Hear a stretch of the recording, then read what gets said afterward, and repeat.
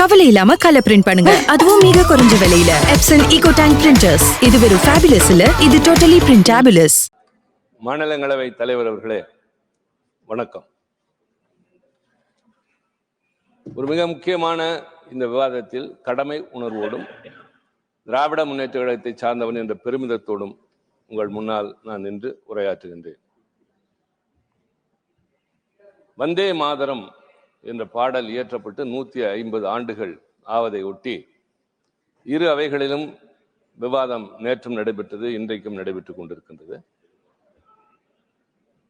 அந்த பாடலிலே உள்ள சிறப்பை பற்றி எல்லோரும் பேசினார்கள். இன்னும் குறிப்பாக சொல்ல வேண்டும் என்றால், இந்த விவாதத்தை நடத்த வேண்டும் என்பதில் அரசாங்கம் மிகுந்த அக்கறையோடு இருந்தது. எதிர்கட்சிகள் பல முக்கியமான இன்றைக்கு கொழுந்துவிட்டு எரிகிற பிரச்சனைகளை முன்னிலைப்படுத்த வேண்டும் என்று கேட்டபொழுது முதலில் வந்தே மாதரம் தான் பேச வேண்டும் என்று அவ்வளவு வலியுறுத்தி இந்த விவாதத்தை முன்னால் கொண்டு வந்தார்கள். ஆனால் இப்போது அந்த ஆளுங்கட்சியினுடைய வரிசையை பார்க்கிறேன். என்னுடைய அருமை நண்பர் மாண்புமிகு அமைச்சர் பிரகலாத் ஜோஷி மட்டும் இருக்கிறார். Maybe roster duty. அவை முன்னவர் இல்லை, நாடாளுமன்ற விவகாரத்துறை அமைச்சர் இல்லை, நாடாளுமன்ற விவகாரத்துறை துணை அமைச்சர் இல்லை. ஆக இந்த பொறுப்புணர்ச்சி என்பது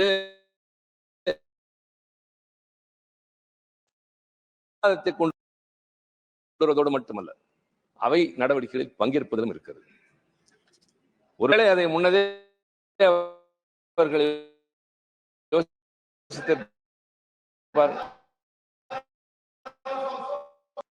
I'm very happy, Mr. Honorable member, please address to the subject. You come back to the subject.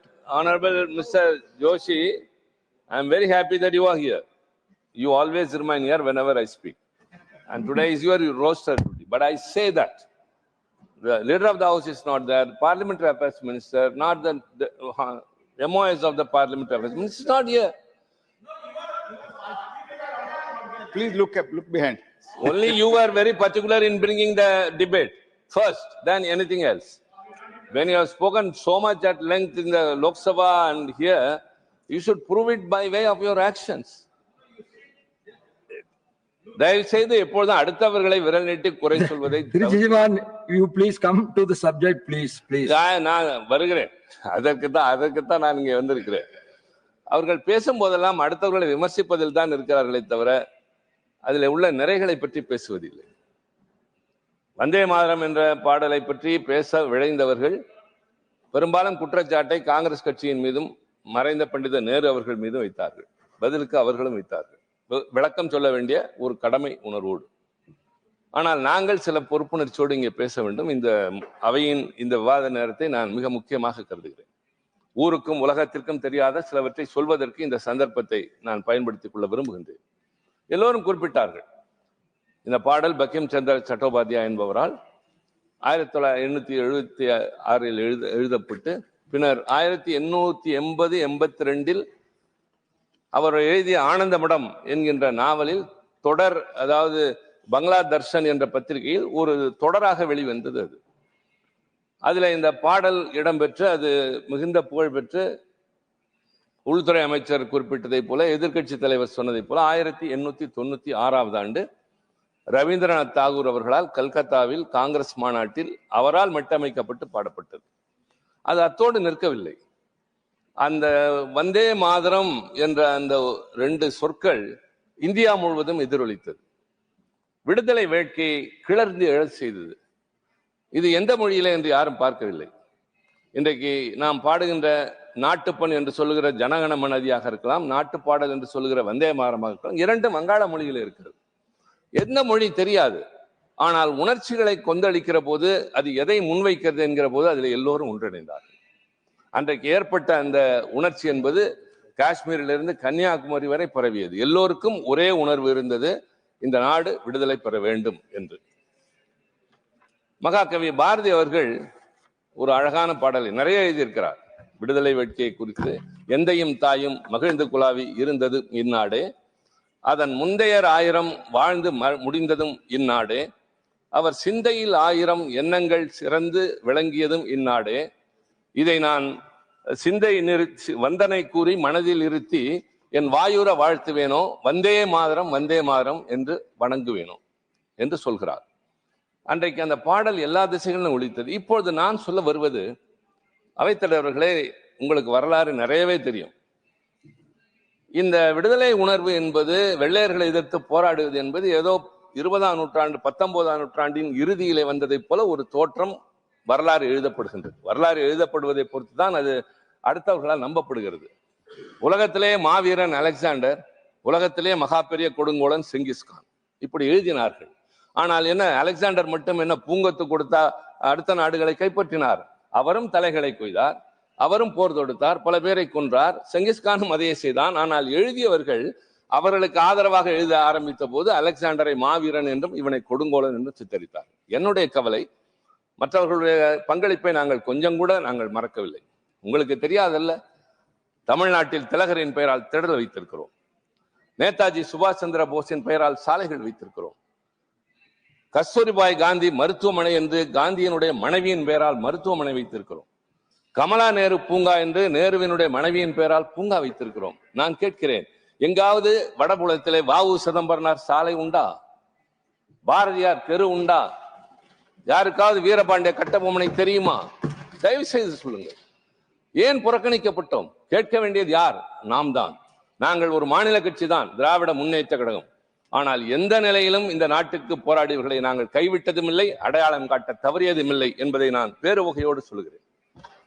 முதலாக வெள்ளையனை எதிர்த்து குரல் கொடுத்தது, போராடியது நெல்கட்டு செவல் என்று திருநெல்வேலிக்கு பக்கத்தில் இருக்கிற பாளையத்தை ஆண்ட பூலித்தேவன் என்பவன் தான். அவன் தான் முதலில் வெள்ளையனே வெளியேறு என்ற முழக்கத்தை ஏற்படுத்தினான். அதுதான் 1942 குவிட் இந்தியா மூவ்மெண்ட் என்றதுக்கு முன்னோடி பூலித்தேவன். அதற்கு பின்னால் வீரபாண்டிய கட்டபொம்மன். நீங்கள் பின்னால் வரிகொடா இயக்கம் என்று சொல்வது முதலாக தொடங்கி வைத்தது வீரபாண்டிய கட்டபொம்மன். 1960 பிறந்து 99 99 ஆண்டுகளில் தூக்கிலிடப்பட்டவன். கொஞ்சம் கூட கலங்கவில்லை. அப்பொழுதும் கூட அவன் என் தாய்நாடே என்று சொல்லிவிட்டு தான் தூக்கிலே தொங்கினான். வீரபாண்டிய கட்டபொம்மனை வடபுலம் அறியுமா? குறைந்தபட்சம் கர்நாடகத்திலே வாழ்கிற என் நண்பர் பிரகலாத் ஜோஷி அறிவாரா? இங்க இருக்கிற யாருக்காவது தெரியுமா? நான் வேதனையோடு கேட்கிறேன். பூலித்தேவனோ வீரபாண்டிய கட்டபொம்மனோ சேது நாட்டை ஆண்ட, சிவகங்கை சீமை ஆண்ட வேலு நாச்சியார், இழந்த பகுதியை மீட்டெடுத்த ஒரே வீராங்கனை அவர்தான். அவருடைய போர் தந்திரம், அவருக்கு தெரிந்த பன்மொழி புலவராக இருந்தவர். திப்பு சுல்தான் ஐதர் அலியின் துணையோடு அவர் எத்தனை முறை வெள்ளையர்களை எதிர்கொண்டிருக்கிறார் என்பது என் தம்பி மாண்புமிகு அமைச்சர் முருகனுக்கு தெரியும், உங்களுக்கு தெரியும். மற்றவர்களை பார்த்து கேட்கிறேன், இவரை பற்றி எத்தனை பேருக்கு தெரியும்? அதைவிட மிகச் சிறப்பு, இன்றைக்கு இந்த அவையில் நான் பதிவு செய்கிறேன். அன்றைக்கு வேலுநாச்சியார் அவர்களுடைய படைக்கு ஒரு கட்டத்தில் பின்னடைவு ஏற்படுகின்றது. வெள்ளையர்களுடைய ஆயுத வலிமையை எதிர்த்தும் அவர்களுடைய அந்த போர் தந்திரத்தை எதிர்த்தும் போரிட முடியாத நிலை வருகிறது. அப்பொழுது எப்படியாவது இவரை வெற்றி பெற செய்ய வேண்டும் என்று அவருடைய படை தளபதிகளில் ஒருவராக இருந்த குயிலி என்கிற ஒரு பெண், தலித்தனத்தை சார்ந்தவர் என்று சொல்கிறார்கள், அவருடைய பூர்வாங்கரத்தை ஆராய்ச்சவர், பல பெண்களோடு நடன குழுவை போல ஊருக்குள்ளே ஊடுருவி சென்று, கோட்டைக்குள்ளே சென்று தன்னுடைய உடலெல்லாம் நெய்யை ஊற்றிக்கொண்டு வெள்ளையர்களின் ஆயுத கிடங்கில் தீப்பற்று வைத்துக் கொண்டு குதித்து அந்த ஆயுத கிடங்கை அழித்து வேலு நாச்சியாரின் வெற்றியை சாதகமாக்கியது குயிலி என்கிற அந்த பெண் செய்த தியாகம். அவளுக்கு வயது 20க்குள்ளாகத்தான். எத்தனையோ பேசுகிறோமே, ராணி லட்சுமிபாயை பற்றி பேசுகிறோம், வேலு நாச்சியாரை தெரியாது. குயிலியை பற்றி யாருக்குமே தெரியாது. எவ்வளவு பெரிய தியாகம்! வெள்ளையர்கள் நடுநடுங்கி போனார்கள். ஆக இப்படி பல வரலாறுகள் நம்மிடையே மறைக்கப்பட்டிருக்கின்றது. மருது சகோதரர்கள் தூக்கிலே போடப்பட்டதும், ஒவ்வொருவனாக தூக்கிலே தொங்க விடப்பட்டதும் கொஞ்சம் நஞ்சம் அல்ல. அதே போலத்தான் பாரதியார் வறுமையிலே வாடினாலும் அவர் பாடிய பாடல் திக்கட்டும் ஒலித்தது. வ.உ.சி. பிரதமர் பேசுகிறார், அவருடைய வார்த்தைகளிலே வருகிறது, பல பெயர்களை சொல்கிறார். அவருக்காக என்ன செய்திருக்கிறீர்கள்? அடுத்தவர்களை குறை சொல்வதோடு அல்ல. நான் தயவு செய்து கேட்கிறேன், மரபுகளை காப்பாற்ற வேண்டாமா? குடியரசுத் தலைவர் ரஷ்ய நாட்டிலிருந்து வருகிற அதிபருக்கு விருந்து விளிக்கிறார்.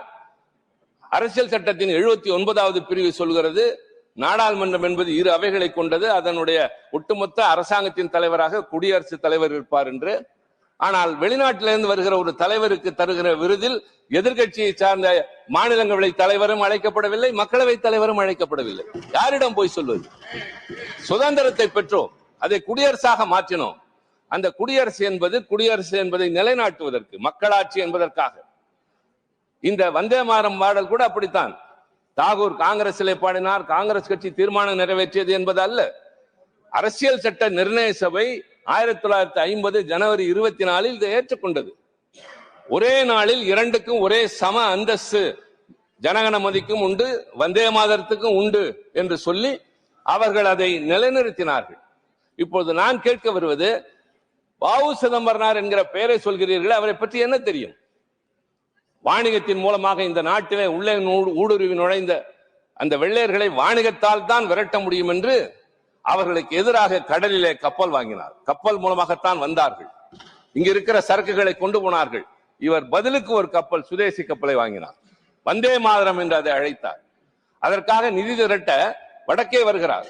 இங்க இருப்பவரெல்லாம் வருகிறார். நான் வெள்ளையனை எதிர்த்து கப்பல் ஓட்ட போகிறேன், எனக்கு நிதி தாருங்கள் என்று கேட்டு வருகிற போது அவருடைய மகன் இறந்து போன செய்தி வருகிறது.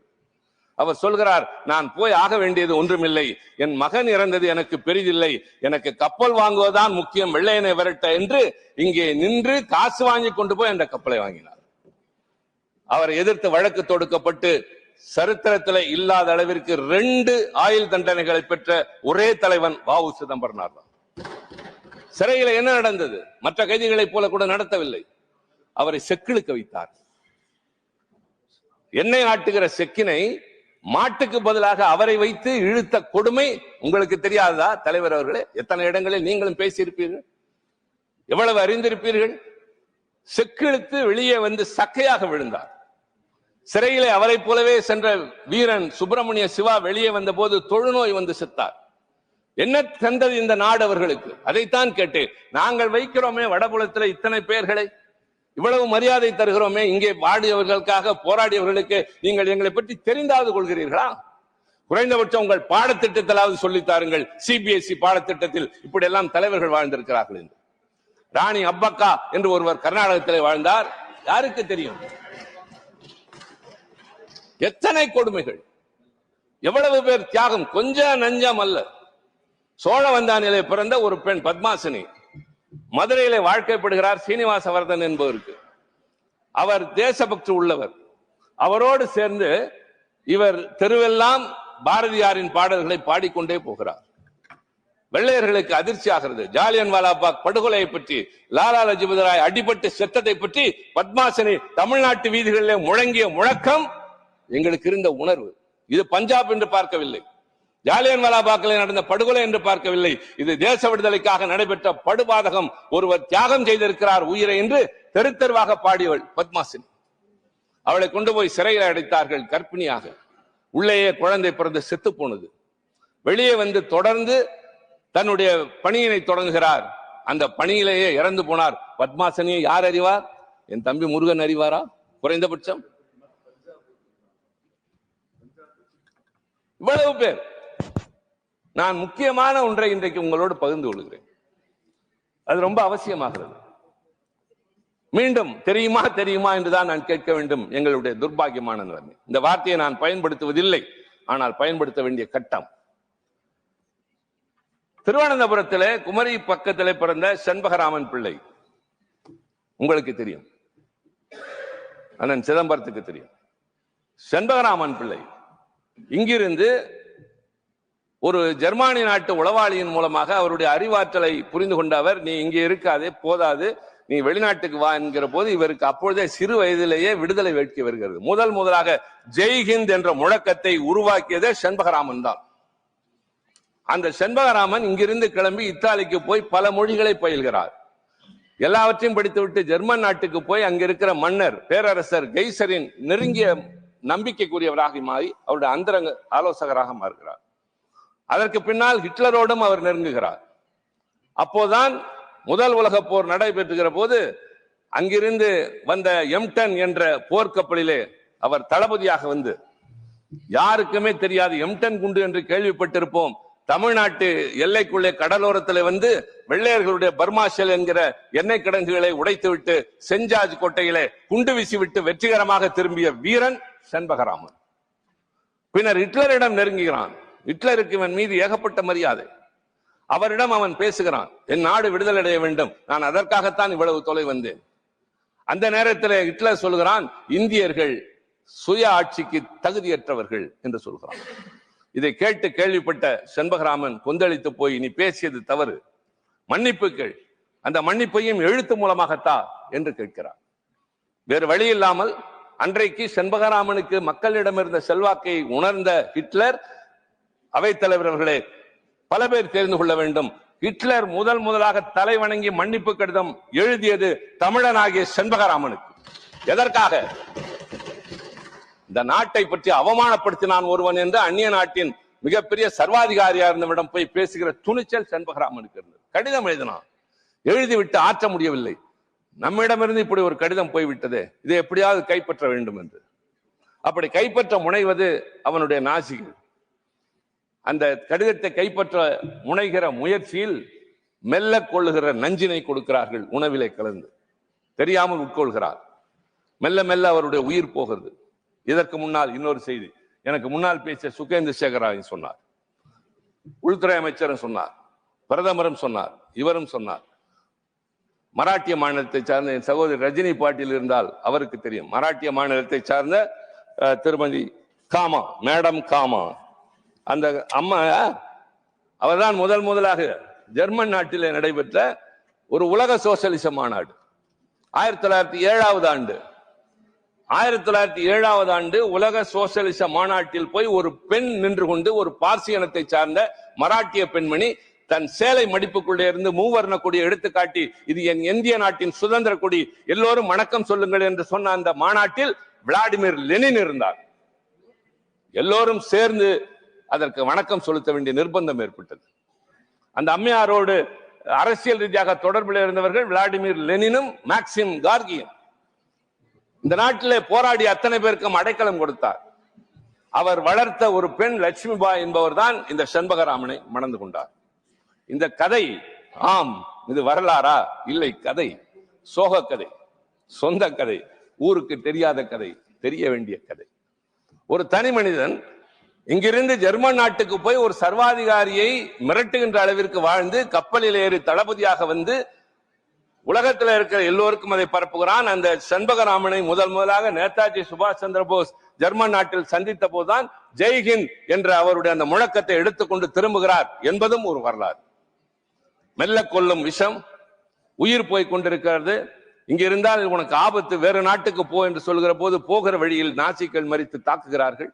மருத்துவமனைக்கு போகிறார், உயிர் பிரிகிறது. உயிர் பிரிகிற நேரத்தில் ரொம்ப ரொம்ப முக்கியம், அந்த நேரத்தில் அவர் சொன்னதுதான் ரொம்ப முக்கியம். நான் இந்தியா விடுதலை பெற்று அதனுடைய சுதந்திர நாட்டின் போர்க்கப்பலில் இந்தியாவிற்கு திரும்பி செல்ல வேண்டும் என்று விரும்பினேன். ஆனால் இப்படியே இறக்க வேண்டிய நிலை வந்து விட்டது, என் ஆசை விருப்பம் அது என்று சொல்லி இறந்து போகிறார். இறந்து போனவருடைய சாம்பலை 3 ஆண்டுகள் மட்டுமே அவரோடு வாழ்ந்த அவருடைய மனைவி லட்சுமி பாய், மேடம் காமா அவர்களால் வளர்க்கப்பட்ட அவர் அந்த அஸ்தியை கையில வைத்துக் கொண்டு இந்தியாவிற்கு தப்பி வருகிறார். எத்தனை ஆண்டுகள் காத்திருந்தார் தெரியுமா? அவன் விரும்பியது நடக்கும் 32 ஆண்டுகள் காத்திருந்தார். நாடு விடுதலை அடைந்தது. ஊர் வீடு வீடாக என்றைக்காவது நியாயத்தை யாராவது கேட்டிருக்கிறார்களா? ஒருவருடைய சோகத்தை, வேதனையை வேறு யாராவது உடனே புரிந்து கொள்கிறார்களா? நான் செய்தது இந்த சாதனை என்றால் அதை ஏற்று பாராட்டுகிற உள்ளம் யாருக்கு எந்த காலத்தில் இருந்திருக்கிறது? சொன்னால் கணவனுடைய வீரத்தை, தியாகத்தை ஒவ்வொருவரிடமாக சென்று யாருமே கேட்கவில்லை. தெரிந்தவர்களும் கேட்கவில்லை, தெரியாதவர்களும் கேட்கவில்லை. ஆனால் அந்த பெண்மணி அந்த கலசத்தை வைத்து காத்துக் கொண்டிருந்தார். திருமதி இந்திரா காந்தி அம்மையார் பிரதமராக ஆனவுடன் அவருக்கு எப்படியோ அந்த செய்தி வந்து, அதன் மூலமாக அந்த அம்மையார் அவருடைய தியாகத்தை பாராட்டுகின்ற அளவிற்கு INS டெல்லி என்கிற கப்பலில் மும்பையிலிருந்து குமரிமுனைக்கு திருவனந்தபுரத்திற்கு அவருடைய அந்த அஸ்தியை அனுப்பி கரமனை ஆற்றிலே கரைக்க செய்த கடமையை அவர் ஏற்று செய்தார். இது காங்கிரஸ் கட்சி, இது இந்திரா காந்தி அம்மையார் ஒன்றுமில்லை, எது இல்லை என்பது அல்ல. ஒரு மிகப்பெரிய தியாகி, நீண்ட நெடுங்காலம் பாராட்டப்பட்டது எப்பொழுது, அங்கீகாரம் கிடைத்தது எப்பொழுது? இப்போது கேட்கிறேன், மீண்டும் நான் என் தம்பியை கேட்கிறேன், செண்பகராமனை இவராவது அறிவாரா? அவன் தமிழன், நேதாஜிக்கு முன்னோடி, ஜெய்ஹிந்த் என்ற முழக்கத்தை முன்னால் வைத்தவன். அவனுடைய அந்த வீரதீர செயல், M10 கப்பல் வந்து ஆற்றிய அந்த மிகப்பெரிய செயல் தளபதியாக இருந்தது. ஹிட்லரையே மிரட்டியது. ஹிட்லரிடமே மன்னிப்பு கடிதம் எழுதி வாங்கிய ஒருவனுடைய பெயர் இந்திய நாட்டு விடுதலை போராட்ட வரலாற்றில் இல்லை. அதைத்தான் சொல்கிறேன். வரலாறு மாற்றி எழுதப்பட்டது, மறைத்து எழுதப்பட்டது. மறந்து போகவில்லை, மறைத்து எழுதப்பட்டது. மாற்றி எழுத வேண்டும். இதையெல்லாம் நான் திரித்து எழுதுங்கள் என்று சொல்லவில்லை, திருத்தி எழுதுங்கள். இனியாவது எல்லாவற்றிற்கும் ஒரு சாயத்தை பூசுவது, எல்லாவற்றிற்கும் ஒருவர் உரிமை கொண்டாடுவது என்பதாக இல்லாமல் எனக்கே எல்லாம் என்று சொல்வதற்கு மாறாக இதற்கெல்லாம் ஒரு தீர்வு காணுங்கள். எல்லோரையும் ஒன்றாக கருதுங்கள். நீங்கள் பேசுகிற தேசியம் உண்மை என்றால் காஷ்மீரிலிருந்து கன்னியாகுமரி வரை ஒன்று என்று நடத்துங்கள். எல்லோரையும் ஒன்றாக நடத்துங்கள். எல்லா மொழிகளையும் ஒன்றாக நடத்துங்கள். எல்லா இனத்தவருடைய தியாகத்தையும் போற்றுங்கள். கிடையவே. ஆனால் நாங்கள் யார்? மாநில கட்சி. விமர்சிக்கிறீர்களே, திராவிடம் பேசுகிறோம். ஆம், திராவிடம் தான் பேசுகிறோம். அதுதான் எங்கள் தத்துவம். ஆனால் முதலாக வ.உ.சி இழுத்த செக்கு எங்கிருக்கிறது என்று தேடி அது கோவை சிறையில் இருக்கிறது என்று கண்டுபிடித்து அதை சென்னையிலே நினைவு சின்னமாக மாற்றியது எங்கள் தலைவர் கலைஞர் முதலமைச்சராக இருந்தது. மருதுபாண்டியருக்கு மணிமண்டபம் அமைத்தது யார்? சிலை வைத்தது யார்? நேற்றைக்கு முதலமைச்சர் மு.க. ஸ்டாலின் மதுரையிலே 150 கோடி ரூபாய் செலவிலே வேலுநாச்சியாருடைய பெயரால் ஒரு மேம்பாலம் அமைத்திருக்கிறார். சொல்லிக்கொண்டே போகலாம்.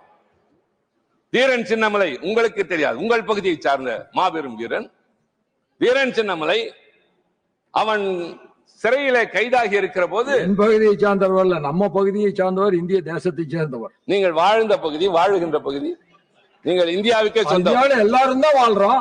அதுக்காக அந்த பகுதி மட்டும் சொந்தம் கொண்டாடணுங்கிறது தான் தவறு. நீங்கள் இந்தியாவுக்கே சொந்தம், உங்களுக்கு தெரியும் என்பதால் சொல்லுகிறேன். எல்லோரும் தான் கொண்டாடுகிறோம். ஆனால் தமிழ்நாட்டில் மட்டும்தான் கொண்டாடுகிறோம். என் ஆதங்கம் அதுதான், என் அக்கறையும் கவலையும் அதுதான். தீரன் சின்னமலையை நீங்கள் அறிவீர்கள், நான் அறிவேன், தமிழ்நாடு அறியும், டெல்லி அறியுமா, பாட்னா அறியுமா, அலகாபாத் அறியுமா, அறிய வேண்டும். அந்த தீரன் சின்னமலை சிறையில் இருந்த போது அவனுக்கு செருப்பு தைத்து கொடுத்த பொல்லான் என்பவன் அவன் எப்படி தப்பிக்க வேண்டும் என்பதற்கான யோசனையை செருப்புக்குள்ளே வைத்து அவருக்கு அனுப்பி அதன் மூலமாக தீரன் சின்னமலை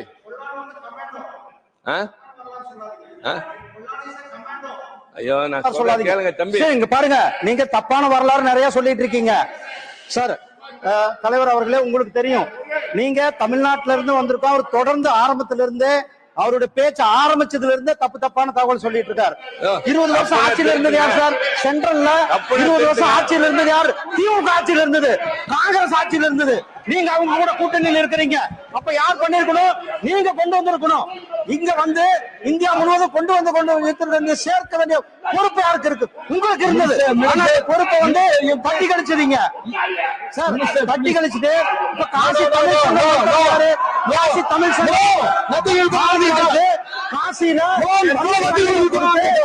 இந்த பனாரஸ் பாரதியாருக்கு சிறப்பான நரேந்திர மோடிஜி அவர்கள் ஆசாதிக்கு அமிர்த் மகா உற்சவம் கொண்டாடும் பொழுது அங்க வந்து 3 பேர்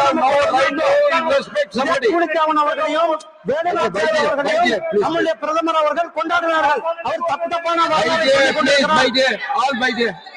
ராணி அப்பாக்காவை பத்தி சொன்னாங்க. ராணி அப்பாக்காவை வந்து 75வது ஆண்டு சுதந்திரம் ஆண்டுல நாம் கொண்டாடினோம். 75வது ஆசாதிக்கு அமிர்த் மகா உற்சவம் கொண்டாடும் பொழுது நாம் கொண்டாடினோம். ஆனால் அவங்க வந்து 20 ஆண்டுகள் ஆட்சியில் இருந்தாங்க. காங்கிரஸ் கூட தான் கூட்டணியில இப்ப இருக்கிறாங்க. அப்ப ஆட்சியில் இருக்கும்போது இதெல்லாம் என்ன பண்ணிட்டு இருந்தாங்க? When you said that the Home Minister is not yielding to the LOP, I am not yielding. How can you allow him to speak? You please continue. I don't understand, sir. You please continue. You allowed him to speak and everything has gone on record. No running commentary. No running commentary, please. No running commentary, please. You don't know. Don't argue with me, Mr. Murugan. Don't argue with me. You cannot win an argument with me. Please sit down. Please sit down. No. Nothing will go on record. All these unparliamentary words will not go on record. And please, Thiru Siva, The rules You should apply continue, to please. both sides. Kindly, please, I submit to you. Rules should apply to both sides. When they spoke, you said that when the leader of opposition himself intervened, you said no, he's not. I have said the same thing when he And was. now, sir. I have said the same thing. Now, when, sir. When they were interfering, I have said the Now, same sir, thing. what When you are are you doing? deviating from the subject, then what I have to do? What is he doing? No, Have no. I ever spoken out of the subject? Have I spoken ever No, he was not unparliamentary? speaking out of the subject. He's He is within making the a point. subject. As long as he was in the Political subject, manager. I You allowed him. cannot. You cannot. தப்பு தப்பா பேசுறாருங்கிறாரு. என்னங்க நியாயம்? நான் என்ன தப்பு தப்பா பேசுறேன்? தம்பி உட்காருங்க. ஐயா அமைச்சர் உட்காருங்க. உட்காருங்க. No. உட்காருங்க. உங்களுக்கு தெரியும் எனக்கு வாங்க. Hello. Honorable Minister, you please take your seat. Hello. Honorable Minister, you please take your seat. Sir. You please take take your seat. We will rectify if anything is against the fact. No. Anything is against the fact, we will expunge it. You please take your seat. You take your seat. If anything is against the fact that I am telling you now. You please take your seat. Don't shout. Nothing will go on record. What they are shouting will not go in the record. No. Honorable Minister, you please take your seat.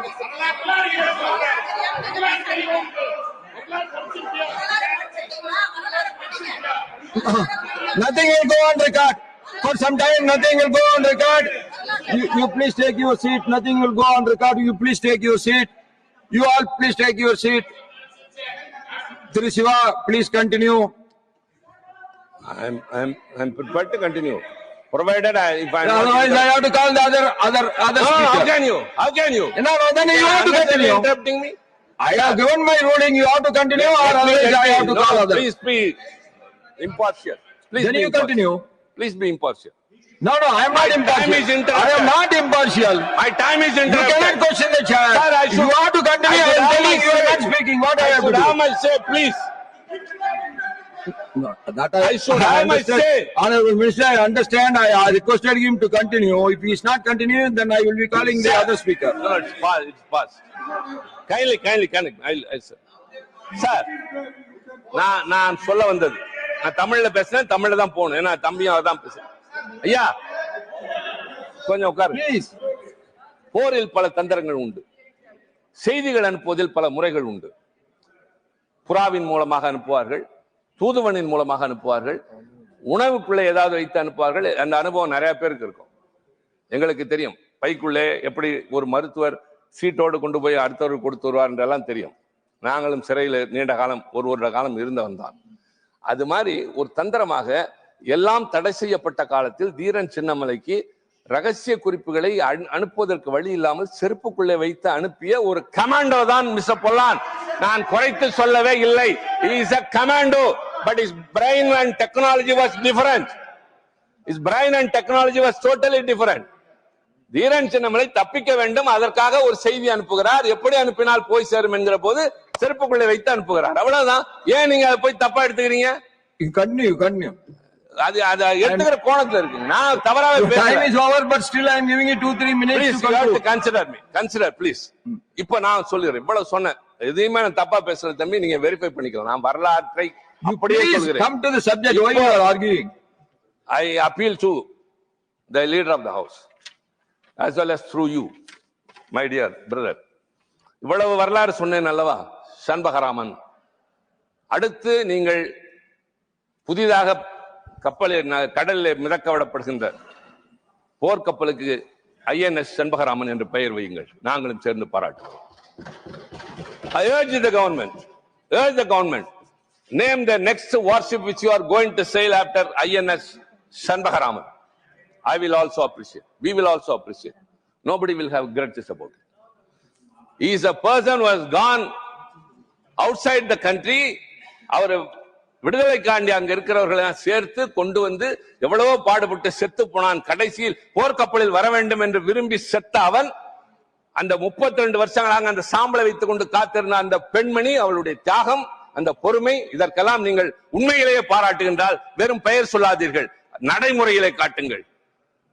அடுத்த போர்க்கப்பலுக்கு வைத்தால் மாண்புமிகு அமைச்சர் முருகன் அவர்களே வணக்கம் சொல்லுகிறேன், நன்றி நானும் சொல்லுவேன். I think the learned leader of the house, who is always very seasoned and listens to good things, I appeal to you, sir. I urge you. Thank Do you. that. Please conclude. We will all be No. grateful. Please conclude. We, the Tamils, have been neglected in the freedom fights history. That's what I narrated here. இதில் யாருக்கும் ஒருவருக்கு உரிமை என்று இல்லை.